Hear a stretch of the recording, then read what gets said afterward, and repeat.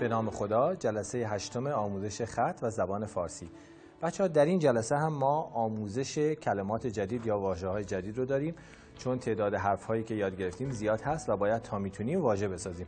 شما هم تمرین کنید و واژه‌های جدید بسازید. مثل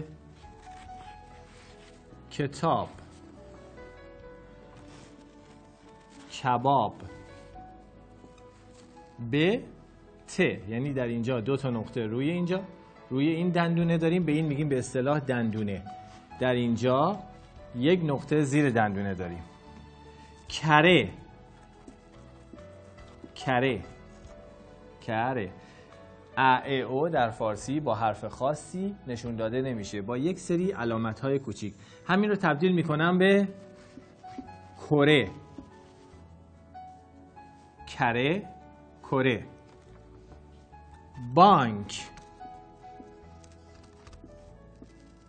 بانک، بانک. نمک. حالا به این یک پسوند اضافه میکنم برای مکان، میشه نمک دان. به دست من دقت کنید. نمک دان. دوباره نگاه کنید. نمک دان. تیشرت،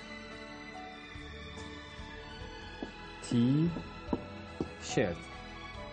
این چیه؟ این در واقع همینه، در واقع همینه. یعنی یا میتونم این رو اینجوری بنویسم 3 نقطه، یا این شکلی، یا 3 نقطه بذارم. ایستادم.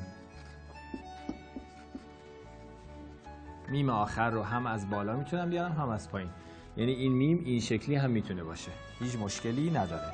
نشست. اینو میتونم این شکلی هم بنویسم یا این شکلی هم بنویسم. 3 نقطه 3 تا شکل داره. درست. او، درست. دست.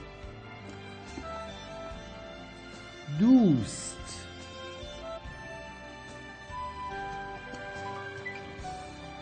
در جلسه آینده به شما چند جمله هم یاد میدم.